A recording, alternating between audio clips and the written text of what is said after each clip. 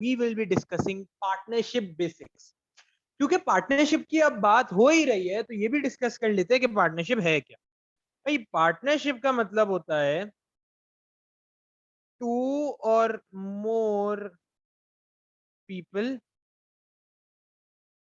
Agree to run a business. जब दो या दो से ज्यादा लोग मिलके ये डिसाइड करते हैं, इस पे एग्री करते हैं that they are going to run a business sharing capital and dividing profit and losses with each other, इस चीज को हम कहते हैं पार्टनरशिप। अब पार्टनरशिप के कुछ फीचर्स होते हैं जो हमें पता होने चाहिए। सबसे पहला जो हमारा फीचर आ जाता है पार्टनरशिप का वो होता है, सबसे पहला जो हमारा फीचर होता है वो होता है unlimited unlimited liability. Unlimited liability का मतलब ये होता है कि owner is responsible for all the debts. Owner जो है वो तमाम डेट्स के लिए रिस्पॉन्सिबल होता है, उसको पे ऑफ करना पड़ता है। मतलब फर्ज कर लें कि if the business is short of cash और वो जो डेट्स हैं वो पे ऑफ नहीं कर पा रहा, डेट्स अपनी पे ऑफ नहीं कर पा रहा, तो owner might have to sell his or her personal assets to pay off debts। Owner जो है वो तमाम डेट्स के लिए रिस्पॉन्सिबल है। अनलिमिटेड लाइबिलिटी इसका फीचर है जो कि एक डिसएडवांटेज भी आपका बन सकता है। मतलब ये है कि भाई अगर ओनर जो है वो क्या कहते हैं डेट्स आपकी जो आपने लोन लिया हुआ है, जो आपने उधार लिया हुआ है, अगर आप वो पे ऑफ नहीं कर पाए तो अकॉर्डिंग टू लॉ आपको सू किया जा सकता है। And you might have to sell your personal assets, आपका घर बार बिक जाएगा, आपकी गाड़ी बिक जाएगी, वो बेच के भी आपको अपनी डेट्स पे ऑफ करनी पड़ेगी। ये होता है डिसएडवांटेज भी और फीचर होता है अनलिमिटेड लाइबिलिटी का। लेकिन इसमें एक एडवांटेज भी बहुत बड़ा होता है, वो होता है कि losses will be shared. Just in case अगर पार्टनरशिप में आपको कोई लॉस हो जाए तो वो लॉस भी शेयर होगा बिटवीन पार्टनर, जो कि एक हमारा एडवांटेज भी बन सकता है। और इसका वाइस वर्सा भी होगा। वाइस वर्सा क्या होगा कि यार प्रॉफिट जो है वो भी आपको शेयर करना पड़ेगा, तो वो डिसएडवांटेज आपका हो जाएगा कि भाई प्रॉफिट मुझे डिवाइड करना पड़ रहा है। दूसरा हम ये भी कह सकते हैं कि भाई एक और फीचर ये आ सकता है इसमें, owner will have to consult partner before making decision। कोई भी डिसीजन लेने से पहले ओनर को कंसल्ट करना पड़ेगा अपने पार्टनर को, और इसकी वजह से एक बहुत बड़ा इश्यू अराइज हो सकता है जो कि है कॉन्फ्लिक्ट्स। कॉन्फ्लिक्ट्स अराइज हो सकती है। अच्छा, ये हमने बिल्कुल बेसिक डिस्कस कर लिया पार्टनरशिप का। मैं पूरी थ्योरी कवर कर रहा हूं आप लोगों के साथ। नेक्स्ट चीज जो अब हम डिस्कस करेंगे वो होगी चेंजेस इन पार्टनरशिप। कुछ चेंजेस भी हैं जो पार्टनरशिप में आ सकती हैं, अब उनको देख लेते हैं। नंबर वन जो चेंजेस इन पार्टनरशिप में आपका आएगा वो होगा change in profit sharing ratio. ये पहली चीज हो गई। Number two, admission of partner. जब आप किसी नए पार्टनर को एडमिट कर रहे हो तो फिर आपको कैपिटल अकाउंट बनाना पड़ता है। वो कुछ कैपिटल इन्वेस्टमेंट लेकर आ रहा है, वो कोई मशीनरी लेकर आ रहा है, तो वो सब आपको रिकॉर्ड करना पड़ेगा। गुडविल को राइट ऑफ करना पड़ेगा। पहले गुडविल को मैं पुराने प्रॉफिट शेयरिंग रेशियो, जो पुराने पार्टनर्स थे उनके प्रॉफिट शेयरिंग रेशियो में डिवाइड करूंगा, और फिर जो नए पार्टनर्स है उसमें राइट ऑफ कर दिया जाएगा। गुडविल को मुझे राइट ऑफ करना पड़ेगा, ठीक है। और तीसरी चीज होती है रिटायरमेंट ऑफ पार्टनर। यानी कि जब आपका कोई पार्टनर जो है वो रिटायर हो जाए, तो डेथ या रिटायरमेंट, उसकी वजह से ये एक और प्रॉब्लम भी अराइज होती है। जब भी रिटायरमेंट हो रही हो या कोई पार्टनर की डेथ हो जाए, तो पूरी पार्टनरशिप खत्म हो जाएगी और फिर आपको एक नए सिरे से नया पार्टनरशिप एग्रीमेंट जो है वो फॉर्म करना पड़ेगा। ठीक है,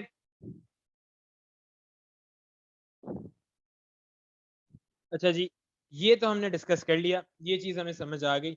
अच्छा, अब हम डिस्कस करते हैं कि पार्टनरशिप एग्रीमेंट में जाती क्या क्या चीज, उनको भी देख लेते हैं। भाई पार्टनरशिप एग्रीमेंट जो है उसके अंदर आप रिकॉर्ड करते हैं इंटरेस्ट ऑन कैपिटल। मैं यहाँ पे लिख देता हूँ एग्रीमेंट, सही है, एग्रीमेंट,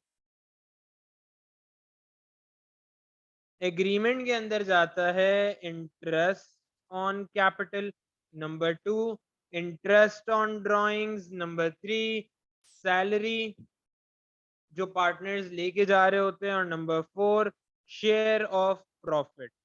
पहली चीज जाती है इंटरेस्ट ऑन कैपिटल। भाई ये आप डिसाइड कर सकते हैं कि यार जो भी पार्टनर कैपिटल इंट्रोड्यूस करेगा उसको कितना इंटरेस्ट मिलेगा उसके कैपिटल पे। फॉर एग्जाम्पल, सिर्फ एक एग्जाम्पल ले लेते हैं, ये 10% हो गया इंटरेस्ट ऑन ड्राइंग्स। अब इंटरेस्ट ऑन ड्राइंग्स में क्या जाएगा भाई, इसमें हम बोलेंगे कि यार ये आप किसी भी पार्टनर को डिस्करेज करने के लिए, उसको रोकने के लिए कि ये ड्राइंग्स ना करे, आप उसके ऊपर इंटरेस्ट चार्ज कर लेते हो। लेट्स सपोज 4% मैंने बोल दिया। अब ये 4% मैं बोलूंगा कि भाई अगर आप ड्राइंग्स करोगे तो आपको अपनी जो वैल्यू है, जितने की आपने ड्राइंग्स की है, उसके ऊपर आपको 4% इंटरेस्ट पे करना पड़ेगा। ठीक है, दूसरा सैलरी, ये वो अमाउंट होता है जो सैलरी पार्टनर्स लेके जा रहे होते हैं, वो भी यहाँ पे रिकॉर्ड हो जाएगा, ये भी प्रॉफिट से डिडक्ट होगा। और फाइनली आपके पास आ जाता है शेयर ऑफ प्रॉफिट, जो कि आपको रेशियो में गिवन होगा। 3:2 भी हो सकता है, 2:3 भी हो सकता है, और अगर 3 पार्टनर्स हैं तो 3:2:1 भी हो सकता है। इस तरह से ये आपका हो गया पार्टनरशिप एग्रीमेंट। बिल्कुल हमने बेसिक डिस्कस कर लिया। अच्छा, पार्टनरशिप एग्रीमेंट तो हमने डिस्कस कर लिया, लेकिन अब एग्जामिनर क्या कर सकता है, वो आपसे एक एक्स्ट्रा चीज भी पूछ सकता है। वो बोल देगा कि भाई 1890 का जो एक्ट ऑफ पार्टनरशिप है उसमें बताओ कि क्या क्या चीजें डिस्कस करी हैं। भाई उसमें ये बोला है कि अगर कोई पार्टनरशिप रिटन एग्रीमेंट साइन नहीं होता, अगर आपने कोई भी रिटन एग्रीमेंट साइन नहीं किया, तो फिर क्या होगा। Number 1, no interest on capital, कोई इंटरेस्ट नहीं दिया जाएगा कैपिटल पे। नो इंटरेस्ट ऑन ड्राइंग, कोई इंटरेस्ट नहीं लिया जाएगा ड्राइंग्स पे।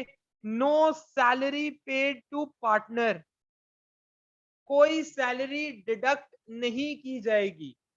शेयर ऑफ प्रॉफिट जो होगा, शेयर ऑफ प्रॉफिट वो इक्वल होगा, जो भी आपका शेयर ऑफ प्रॉफिट है वो इक्वल होगा। ये कब होगा, ये तब होगा अगर कोई रिटन पार्टनरशिप एग्रीमेंट साइन नहीं किया जा रहा। तो हमने क्या डिस्कस किया, हमने बोला भाई no interest on capital, no interest on drawing, no salary given to partner, share of profit will be equal, यानी कि जितना भी प्रॉफिट हो रहा है वो सारे तमाम पार्टनर्स में इक्वली डिस्ट्रीब्यूट कर दिया जाएगा। ये हमें कहता है 1890 का एक्ट। ठीक है जी, अब हम डिस्कस कर लेते हैं अप्रोप्रिएशन अकाउंट का फॉर्मेट। भाई अप्रोप्रिएशन अकाउंट क्या होता है, यहाँ पे ना आपने क्या करना है, आपने ये करना है कि सबसे पहले तो अपना नेट प्रॉफिट निकाल लेना है। वो जैसे नॉर्मल आप इनकम स्टेटमेंट बनाते हैं वैसे ही इनकम स्टेटमेंट बनानी है। नेट प्रॉफिट तक आपने कर लेना है। नेट प्रॉफिट हमने निकाल लिया। नेट प्रॉफिट निकालने के बाद अगली चीज जो हमें करनी है वो इंटरेस्ट ऑन ड्राइंग्स ऐड कर देना है। इंटरेस्ट ऑन ड्राइंग्स क्या होता है, जो पार्टनर से मैं चार्ज कर रहा था इंटरेस्ट, ठीक है, उनको डिस्करेज करने के लिए, उनको रोकने के लिए कि भाई आप ड्राइंग्स ना करो, या ड्राइंग्स करो भी तो कम से कम करो, उसके लिए मैंने ड्राइंग्स पे इंटरेस्ट चार्ज करना शुरू कर दिया था। और जो मेरा इंटरेस्ट ऑन ड्राइंग्स होगा वो ऐड हो जाएगा यहाँ पे। सैलरी जो है वो सब्ट्रैक्ट हो जाएगी, क्योंकि ये हमारे प्रॉफिट में से दी जाती है। और इंटरेस्ट ऑन कैपिटल है वो भी सब्ट्रैक्ट हो जाएगा। अगर दो पार्टनर्स है तो दोनों पार्टनर्स के दरमियान लेट्स सपोज ए और बी है, तो दोनों पार्टनर्स जो भी इंटरेस्ट चार्ज कर रहे हैं, जो भी उन्होंने डिसाइड किया है, वो उसके हिसाब से आप डिवाइड कर लोगे। फिर फाइनली आपके पास आ जाएगा रिटेन्ड प्रॉफिट। और जो ये रिटेन्ड प्रॉफिट होगा ना, इसको मैं डिवाइड कर दूंगा between partners in the profit sharing ratio. जो मेरा प्रॉफिट शेयरिंग रेशियो होगा उसके अंदर मैं तमाम पार्टनर्स के साथ इसको डिवाइड कर दूंगा। एक एग्जांपल ले लेते हैं, एक एग्जांपल लेते हैं। फर्ज करें आपका जो रिटेन प्रॉफिट आया था वो था 30,000। दो पार्टनर्स हैं, एक है पार्टनर ए और एक है partner B. Profit sharing ratio है 2:4। अब इसको मैं कैसे डिवाइड करूं? बड़ा आसान, 30,000 मल्टीप्लाई बाय 2 डिवाइडेड बाय 4 + 2 6। ठीक है, तो मैं इसको ऐसे कर लेता हूँ, 30,000 मल्टीप्लाई बाय 2 डिवाइडेड बाय 6, यानी कि ए लेके जाएगा 10,000 और बी लेके जाएगा 20,000। वो भी कर लेते हैं, वो भी ऐसे ही होगा, 30,000 मल्टीप्लाई बाय 4 डिवाइडेड बाय 6 करके देख लो। 30,000 मल्टीप्लाई बाय 4 डिवाइडेड बाय 6 20,000 आ रहा है, यानी कि ए को मिल जाएगा 10,000 और बी को मिल जाएगा 20,000। तो this is the basic format of appropriation account. मैं फिर से रिपीट कर देता हूँ, इसमें हमने क्या किया। इसमें मैंने नेट प्रॉफिट कैलकुलेट कर लिया, जैसे हम नॉर्मल इनकम स्टेटमेंट बनाते हैं। जिस तरह हम नॉर्मल इनकम स्टेटमेंट बनाते हैं वैसे इनकम स्टेटमेंट प्रिपेयर करके मैंने नेट प्रॉफिट निकाल लिया। ठीक है, नेट प्रॉफिट के बाद मैंने इसमें इंटरेस्ट ऑन ड्रॉइंग्स ऐड करी। क्यों ऐड करी? क्योंकि इंटरेस्ट ऑन ड्रॉइंग्स आपके प्रॉफिट में दोबारा जा रही होती हैं, ये पार्टनर्स पे कर रहे होते हैं। ये एग्रीमेंट में ही रखा इसलिए जाता है in order to discourage partners from withdrawing cash और goods and services from business. Salary जो है वो मैं डिडक्ट इसलिए करूंगा क्योंकि वो प्रॉफिट में से पे किया जा रहा है। इंटरेस्ट ऑन कैपिटल भी आपके प्रॉफिट में से पे किया जा रहा है। और ये सब करने के बाद मेरे पास एक फाइनल वैल्यू आएगी which is going to be my retained profit. फिर इस रिटेन्ड प्रॉफिट को मैं पार्टनर्स के रेशियो में, जो मुझे रेशियो गिवन है 2:4 3:4, जो भी रेशियो मुझे गिवन है मैं उसके हिसाब से इसको डिवाइड कर दूंगा।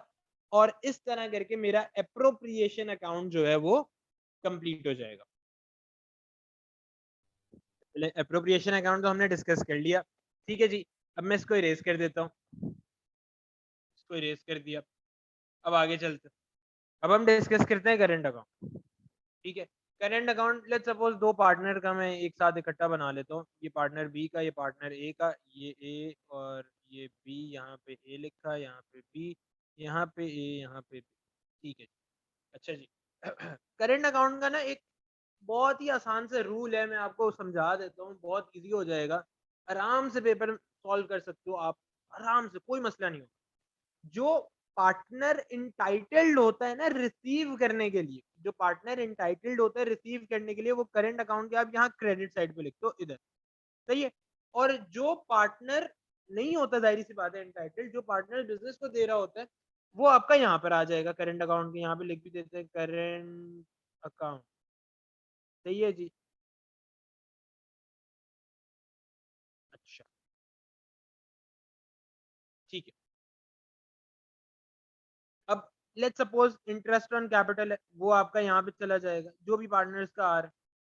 सैलरी है वो आपकी यहाँ पे चली जाएगी, अगर लेट्स सपोज दोनों पार्टनर्स लेके जा रहे हैं सैलरी, वो आ जाएगा।